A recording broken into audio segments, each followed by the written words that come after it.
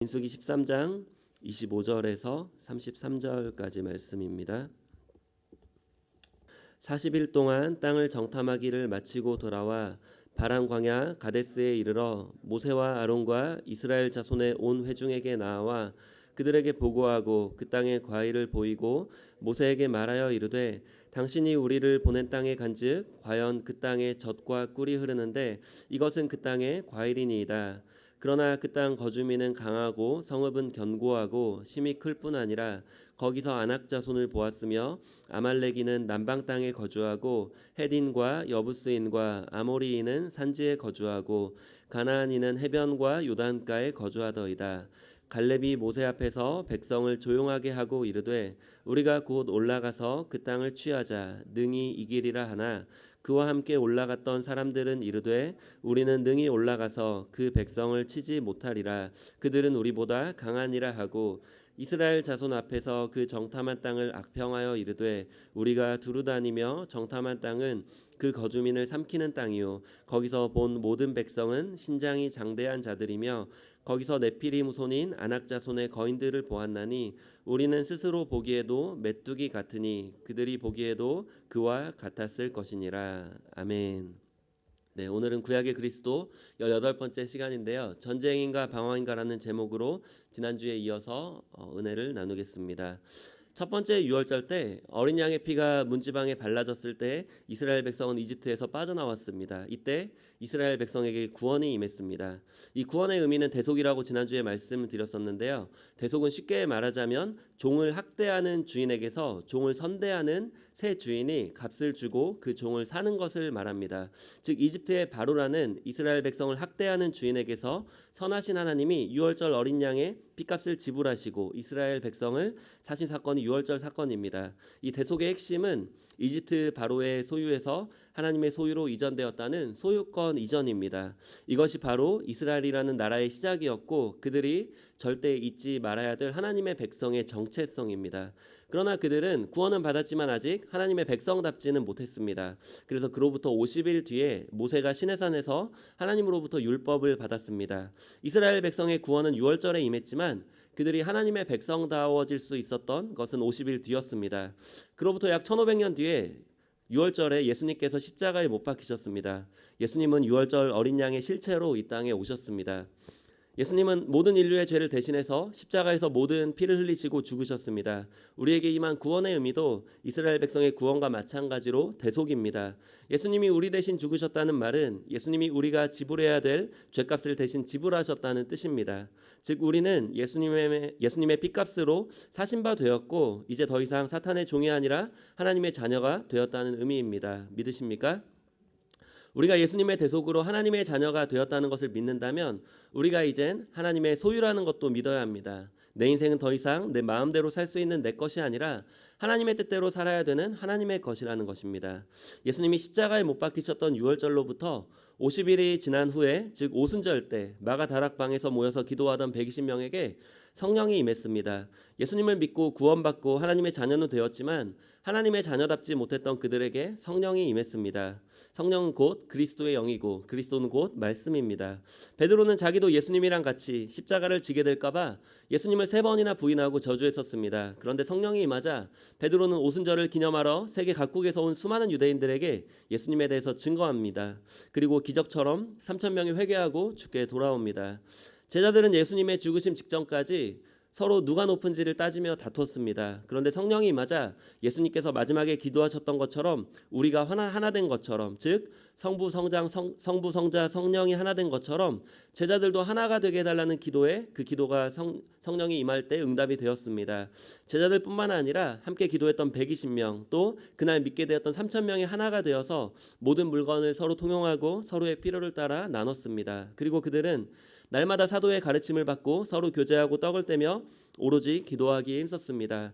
이것이 바로 교회가 처음 생겨났던 모습입니다. 오늘날의 교회들처럼 무기력하거나 힘이 없지 않았습니다. 오순절 성령 강림 사건으로 믿는 자들은 비로소 하나님의 자녀다워질 수 있었습니다. 다시 구약의 이스라엘 백성으로 돌아가면 그들은 하나님의 백성 즉 하나님의 소유였습니다. 하나님은 그들을 통해서 하나님의 나라를 세우려는 놀라운 계획을 갖고 계셨습니다. 그 계획은 아브라함 때부터 시작되었습니다. 하나님의 나라를 세우기 위해서 하나님은 창세기에서 하나님의 백성을 선택하시고 만드셨고, 출애굽기에서 하나님의 법을 주셨고, 민수기에서 마지막으로 하나님의 나라를 주셨습니다. 하나님이 주셨던 나라를 받는 방법은 바로 전쟁입니다. 그래서 가나안을 정복하는 그 전쟁을 거룩한 전쟁이라고 부릅니다. 그 전쟁은 신약의 복음 전파 사건의 모형입니다. 하나님의 아들인 예수님이 이 땅에 오심으로 우리들을 양자로 하나님의 자녀로 삼아 주셨습니다. 예수님의 십자가 사건으로 하나님 나라의 법인 율법이 완성되었고, 예수님의 부활하심으로 하나님의 나라가 시작되었습니다. 하나님의 나라의 경계는 하나님 나라의 법을 따르는 사람들이 있는 곳까지입니다. 즉 예수님을 믿는 사람들이 곧 경계입니다. 그래서 하나님 나라의 복음을 믿고 구원받는 사람들이 늘어나는 것이 곧 하나님의 나라가 확장되는 것입니다. 이게 바로 우리가 사는 신약시대, 이 시대의 거룩한 전쟁입니다. 오순절 성령 강림 사건을 통해서 믿는 자들은 하나님의 자녀다워질 수 있었습니다. 하나님의 자녀다워지고 나서 그들이 곧바로 한 일은 바로 복음 전파였습니다. 그들은 하나님의 소유됨을 인정했고 그들의 생명까지도 바쳐가며 예수님을 증거했습니다. 그 결과로 오늘날 이 자리에 있는 우리에게도 그 예수님이 증거되었고 구원이 임하게 되었습니다. 오순절 성령 강림 사건으로 믿는 자들이 하나님의 자녀다워질 수 없었다면 절대 일어날 수 없었던 사건입니다. 이게 바로 우리가 성령 충만을 사모해야 되는 이유입니다. 성령 충만은 은사를 자랑하려고 받는 게 아니라 예수님을 증거하기 위해 받는 것입니다. 그래서 성령 충만한 사람은 인생의 모든 목적과 방향이 복음 전파로 맞춰지게 됩니다. 또한 성령 충만한 사람은 성령의 9가지 열매를 맺게 되고 또 말이 바뀌게 됩니다. 더 이상 남을 상처 주는 말, 미성숙한 말, 당짓는 말, 그런 말들을 함부로 하지 않게 됩니다. 다시 구약으로 돌아가면 이스라엘 백성들은 오순절 때 하나님의 율법을 받았습니다. 그런데 그들은 하나님의 소유됨을 인정하지 않았습니다. 사실 거기서부터 모든 문제가 발생했습니다. 그들은 스스로 선택할 수 있다고 생각했습니다. 그래서 그들은 거룩한 전쟁을 피하려고 했습니다. 왜냐하면 그들은 두려움이 있었기 때문입니다. 하지만 거룩한 전쟁은 하나님의 백성으로서 마땅히 해야 될 사명이었습니다. 그것이 바로 하나님의 구원의 이유이자 부르심의 이유입니다. 지난주 전했던 첫 번째는 백성들은 두려움 때문에 주저했습니다. 하나님은 가데스 바네아에서 곧바로 가나안을 정복하기를 원하셨지만 백성들은 주저했고 정탐하기를 먼저 원했습니다. 그들은 약속의 땅을 보여주시면 전쟁하겠다고 그 땅을 정탐했지만 믿음 없이 두려움을 갖고 그 땅을 봤기 때문에 그들은 시험만 들고 왔습니다. 우리도 쉽게 보여주시면 믿겠다 하지만 믿음 없이 보게 되면 오히려 시험만 드는 경우가 많이 있습니다. 이스라엘 백성들은 한 번도 그들의 힘으로 뭔가를 한 적이 없습니다. 하나님이 그들을 출애굽시켜 주셨고 하나님이 그들을 홍해를 걷게 하셨고 하나님이 그들을 사람이 살 수 없었던 광야에서 살게 해주셨고 인도해 주셨습니다. 그런데 그들은 막상 거룩한 전쟁 앞에서 그들과 지금도 함께 가고 계시는 하나님을 망각해버렸습니다. 그래서 그들 앞에 놓였던 광야의 여정은 약속의 땅을 정복하는 전쟁을 위한 과정이 아니라 끊임없는 방황으로 끝이 나고 말았습니다. 하나님의 소유된 하나님의 백성 앞에서 광야의 여정은 전쟁 아니면 방황 둘 중에 하나입니다. 그래서 오늘 말씀의 제목이 전쟁인가 방황인가입니다. 우리도 광야와 같은 인생길을 걷고 있습니다. 하나님의 뜻이 우리만 구원받고 끝나는 것이었다면 우리는 구원을 받는 그날 바로 천국으로 갔어야 됐습니다. 하지만 하나님은 우리가 구원받고 난 이후에도 우리를 이 땅에 남겨두셨습니다. 왜냐하면 이 땅에서 우리가 해야 할 사명이 있기 때문입니다. 바로 거룩한 전쟁입니다. 우리에게도 이스라엘 백성들의 선택이 지금 이 시간에도 주어져 있습니다. 광야와 같은 짧은 인생길에서 우리는 전쟁을 할지 아니면 방황으로 끝낼지 이 선택을 주어져 있습니다. 지난주에 이어서 이제 말씀 전하겠습니다. 두 번째로 정탐꾼들은 두려움 때문에 그 땅을 악평했습니다. 두려움은 스스로 해결할 수 없는 문제 앞에서 인간으로서 가지게 되는 당연하고 자연스러운 감정입니다. 두려움 자체가 나쁜 것은 아닙니다. 하지만 두려움을 대처하는 방법이 중요합니다. 그 두려움을 가지고 하나님 앞에 나아가서 문제보다 크신 하나님을 바라볼 때 그 두려움은 어느새 사라지고 믿음이 충만하게 됩니다. 하지만 그 정탐꾼들은 그들이 가졌던 두려움을 합리화하려고 하나님이 주신 약속의 땅을 악평했습니다. 악평한다는 것은 곧 핑계대는 것이고 정당화하는 것입니다. 민수기 13장 32절에서 33절 보시면 함께 합독하겠습니다. 이스라엘 자손 앞에서 그 정탐한 땅을 악평하여 이르되 우리가 두루 다니며 정탐한 땅은 그 거주민을 삼키는 땅이요 거기서 본 모든 백성은 신장이 장대한 자들이며 거기서 네피림 후손인 아낙 자손의 거인들을 보았나니 우리는 스스로 보기에도 메뚜기 같으니 그들이 보기에도 그와 같았을 것이니라. 아멘. 두려움 때문에 주저하는 들어가는 것보다 두려움 때문에 악평하는 것이 더 큰 죄가 되었습니다. 왜냐하면 정탐꾼들의 악평 때문에 온 회중이 밤새 부르짖고 통곡하다가 끝내 모세와 아론을 원망하며 대적했기 때문입니다.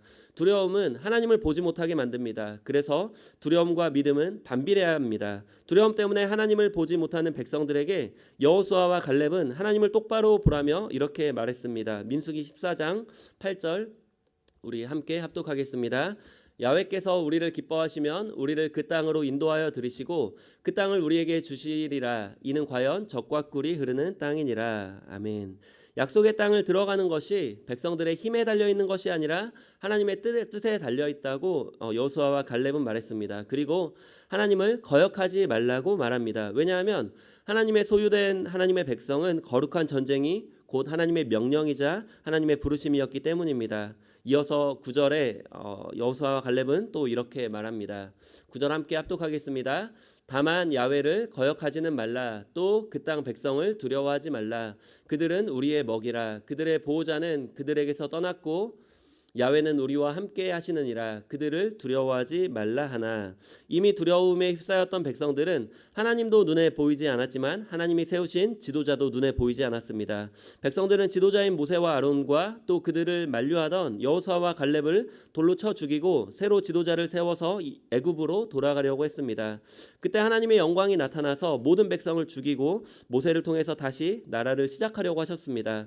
하지만 모세는 하나님과 백성 사이를 중재하며 백성들 대신 용서를 구했습니다. 하나님은 백성들을 용서해 주셨지만 믿음으로 약속의 땅을 보지 못했던 백성들을 약속의 땅에 들어가지 못하게 하셨습니다. 백성들이 약속의 땅을 정복하지 못했던 이유는 믿음이 없어서였습니다. 민수기 14장 22절에서 23절 함께 합독하겠습니다. 내 영광과 애굽과 광야에서 행한 내 이적을 보고서도 이같이 10번이나 나를 시험하고 내 목소리를 청종하지 아니한 그 사람들은 내가 그들의 조상들에게 맹세한 땅을 결단코 보지 못할 것이요 또 나를 멸시하는 사람은 한 사람도 그것을 보지 못하리라. 아멘. 그들은 애굽과 광야에서 하나님이 행하셨던 수많은 이적을 보고서도 믿음을 갖지 못했습니다. 하나님이 이적을 보여주셨던 목적은 백성들이 믿음을 갖기 위해서였고 하나님의 백성들로 온전하게 세워지기 위함이었습니다. 하지만 백성들은 하나님의 이적을 통해서 그들의 배만 채우려고 편하게 살려고만 했습니다. 하지만 하나님은 백성들을 하나님의 백성으로 온전하게 만들어서 거룩한 전쟁을 통해 하나님의 나라를 세우려는 것이 하나님의 목적이었습니다. 예수님이 표적을 보여주셨던 목적도 사람들로 하여금 믿게 하기 위함이었습니다. 하지만 사람들의 목적은 그 표적을 통해서 잘 먹고 잘 사는 것이었고 더 나아가서 로마에게서 독립하는 것이었습니다. 하지만 예수님은 사람들을 하나님의 자녀로 온전하게 만들어서 복음 전파를 통해 하나님의 나라를 회복하려는 것이 예수님의 십자가의 죽으심과 부활의 주된 목적이었습니다. 부활절을 앞둔 우리는 다시 한번 예수님이 왜 십자가에서 죽으셨고 왜 부활하셨는지 진지하게 묵상해 봐야 합니다. 오늘 우리가 기도응답을 받으려는 목적이 어디에 있습니까? 우리의 구원의 목적이 무엇입니까? 그저 잘 먹고 잘 사는 것에만 있다면 우리는 광야를 방황했던 이스라엘 백성과 다를 바가 없습니다. 그저 편하게 살려는 것에만 있다면 우리는 예수님을 십자가에 못 박았던 사람들과 다를 바가 없습니다. 모세가 정탐을 보냈던 12명은 각 지파의 지도자였습니다. 그렇게 그들의 책임은 더더욱 컸습니다. 하나님이 맡겨주신 자리에는 책임이 따릅니다. 우리가 맡은 직분에도 책임이 따릅니다. 그것은 계급도 아니고 섬김받는 자리도 아닙니다. 직분은 하나님 앞에서 책임지는 자리입니다. 많은 사람들이 세상에서 맡은 자리는 어떻게든지 충성하려고 책임지려고 하지만 교회에서 맡은 자리는 충성하려고 책임지려고 하지 않습니다. 하지만 중요한 것은 세상에서 묻는 책임보다 하나님이 물으시는 책임이 더 크다는 것입니다. 그 땅을 악평했던 정탐꾼들에게 하나님은 책임을 물으셨습니다. 민수기 14장 36절 38절 함께 합독하겠습니다. 모세의 보냄을 받고 땅을 정탐하고 돌아와서 그 땅을 악평하여 온 회중이 모세를 원망하게 한 사람 곧 그 땅에 대하여 악평한 자들은 야훼 앞에서 재앙으로 죽었고 그 땅을 정탐하러 갔던 사람들 중에서 오직 눈의 아들 여호수아와 여분네의 아들 갈렙은 생존하니라. 아멘. 이스라엘 백성들은 광야에서 방황하다가 수명이 다해서 광야에서 죽었습니다. 하지만 그 땅을 악평했던 10명의 정탐꾼들은 하나님이 내리신 재앙으로 죽었습니다. 반면에 그 땅을 믿음으로 보고 믿음으로 선포했던 여호수아와 갈렙은 살아서 약속의 땅에 들어갔습니다. 저는 우리 교회에서도 이 여호수아와 갈렙 같은 분들을 보게 됩니다. 어떤 권사님은 이제 무릎이 편찮으셔서 자주 기도를 받으십니다. 연세가 많으십니다. 그런데 항상 스트라 광장에 계십니다.